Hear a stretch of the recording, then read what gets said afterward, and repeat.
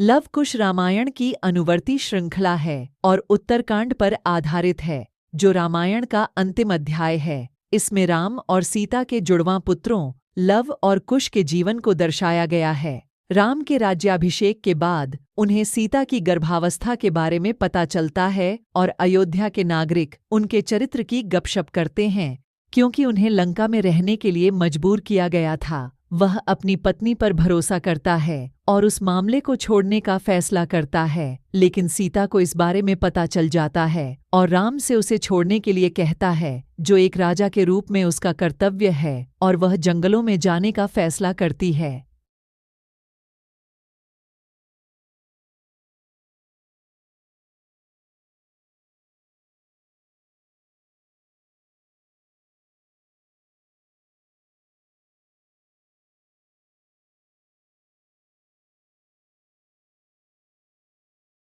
उसका भाई लक्ष्मण इसका विरोध करता है, लेकिन व्यर्थ में, और उसे जंगल में छोड़ देता है, जहां वह महर्षि वाल्मीकि से मिलती है, जो राम के जीवन की घटना रामायण की रचना कर रहे थे।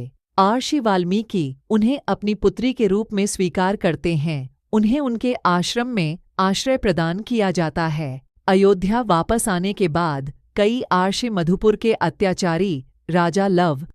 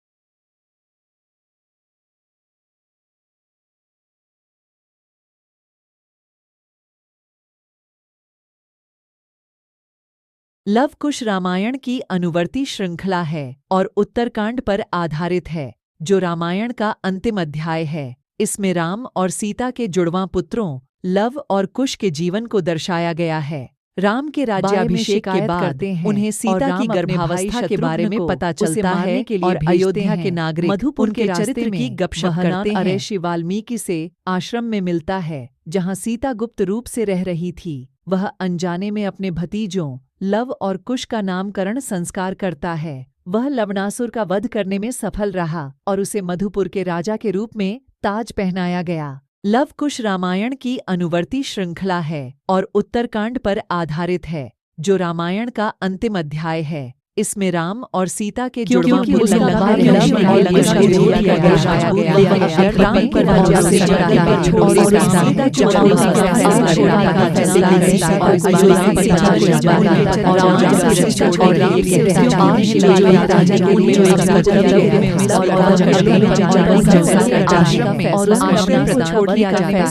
अयोध्या वापस आने के बारे में पता चल जाता है और राम से उसे छोड़ने के लिए कहता है, जो एक राजा के रूप में उसका कर्तव्य है, और वह जंगलों में जाने का फैसला करती है, क्योंकि उन्हें लंका में रहने के लिए मजबूर किया गया था। वह अपनी पत्नी पर भरोसा करता है और उस मामले को छोड़ने का फैसला करता है, लेकिन सीता को इस बारे में पता चल जाता है और राम से उसे छोड़ने के लिए कहता है, जो एक राजा के रूप में उसका कर्तव्य है, और वह जंगलों में जाने का फैसला करती है।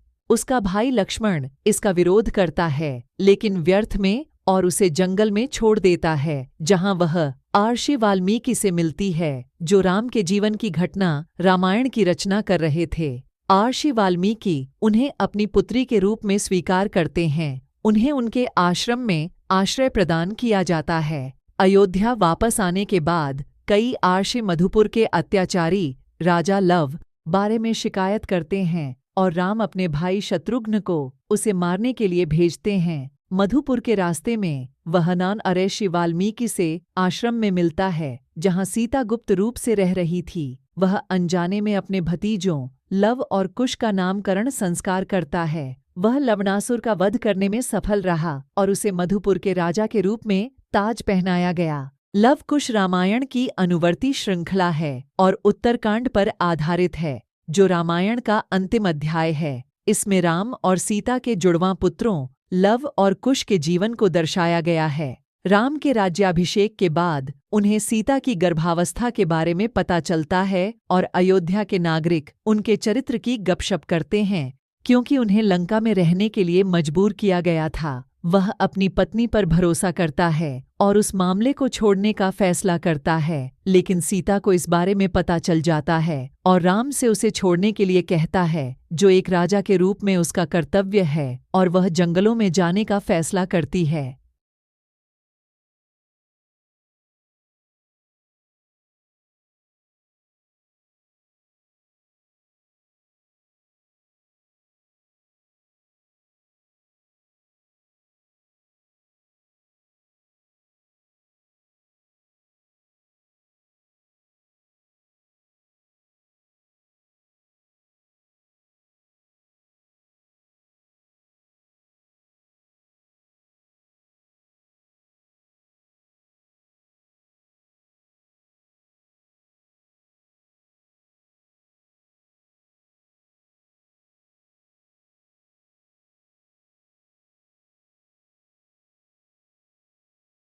बारे में शिकायत करते हैं और राम अपने भाई शत्रुघ्न को उसे मारने के लिए भेजते हैं। मधुपुर के रास्ते में वह महर्षि वाल्मीकि से आश्रम में मिलता है, जहां सीता गुप्त रूप से रह रही थी। वह अनजाने में अपने भतीजों लव और कुश का नामकरण संस्कार करता है। वह लवणासुर का वध करने में सफल रहा और उसे मधुपुर के राजा के रूप में ताज पहनाया गया। लव कुश रामायण की अनुवर्ती श्रृंखला है और उत्तरकांड पर आधारित है, जो रामायण का अंतिम अध्याय है। इसमें राम और सीता के जुड़वां पुत्रों लव और कुश के जीवन को दर्शाया गया है। राम के राज्याभिषेक के बाद उन्हें सीता की गर्भावस्था के बारे में पता चलता है और अयोध्या के नागरिक उनके चरित्र की गपशप करते हैं, क्योंकि उन्हें लंका में रहने के लिए मजबूर किया गया था। वह अपनी पत्नी पर भरोसा करता है और उस मामले को छोड़ने का फैसला करता है, लेकिन सीता को इस बारे में पता चल जाता है और राम से उसे छोड़ने के लिए कहता है, जो एक राजा के रूप में उसका कर्तव्य है, और वह जंगलों में जाने का फैसला करती है, क्योंकि उन्हें लंका में रहने के लिए मजबूर किया गया था। वह अपनी पत्नी पर भरोसा करता है और उस मामले को छोड़ने का फैसला करता है, लेकिन सीता को इस बारे में पता चल जाता है और राम से उसे छोड़ने के लिए कहता है, जो एक राजा के रूप में उसका कर्तव्य है, और वह जंगलों में जाने का फैसला करती है। उसका भाई लक्ष्मण इसका विरोध करता है, लेकिन व्यर्थ में, और उसे जंगल में छोड़ देता है, जहां वह महर्षि वाल्मीकि से मिलती है, जो राम के जीवन की घटना रामायण की रचना कर रहे थे। महर्षि वाल्मीकि उन्हें अपनी पुत्री के रूप में स्वीकार करते हैं। उन्हें उनके आश्रम में आश्रय प्रदान किया जाता है। अयोध्या वापस आने के बाद कई महर्षि मधुपुर के अत्याचारी राजा लव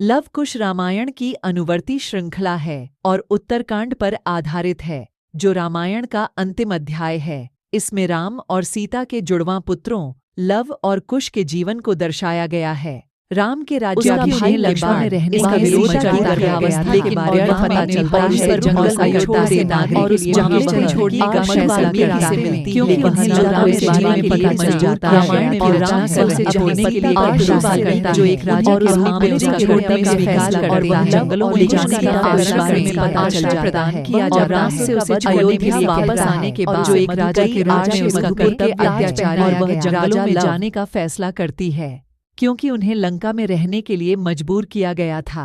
वह अपनी पत्नी पर भरोसा करता है और उस मामले को छोड़ने का फैसला करता है, लेकिन सीता को इस बारे में पता चल जाता है और राम से उसे छोड़ने के लिए कहता है, जो एक राजा के रूप में उसका कर्तव्य है, और वह जंगलों में जाने का फैसला करती है। उसका भाई लक्ष्मण इसका विरोध करता है, लेकिन व्यर्थ में, और उसे जंगल में छोड़ देता है, जहां वह महर्षि वाल्मीकि से मिलती है, जो राम के जीवन की घटना रामायण की रचना कर रहे थे। महर्षि वाल्मीकि उन्हें अपनी पुत्री के रूप में स्वीकार करते हैं। उन्हें उनके आश्रम में आश्रय प्रदान किया जाता है। अयोध्या वापस आने के बाद कई महर्षि मधुपुर के अत्याचारी राजा लव बारे में शिकायत करते हैं और राम अपने भाई शत्रुघ्न को उसे मारने के लिए भेजते हैं। मधुपुर के रास्ते में वह महर्षि वाल्मीकि से आश्रम में मिलता है, जहां सीता गुप्त रूप से रह रही थी। वह अनजाने में अपने भतीजों लव और कुश का नामकरण संस्कार करता है। वह लवणासुर का वध करने में सफल रहा और उसे मधुपुर के राजा के रूप में ताज पहनाया गया। लव कुश रामायण की अनुवर्ती श्रृंखला है और उत्तरकांड पर आधारित है, जो रामायण का अंतिम अध्याय है। इसमें राम और सीता के जुड़वां पुत्रों लव और कुश के जीवन को दर्शाया गया है। राम के राज्याभिषेक के बाद उन्हें सीता की गर्भावस्था के बारे में पता चलता है और अयोध्या के नागरिक उनके चरित्र की गपशप करते हैं,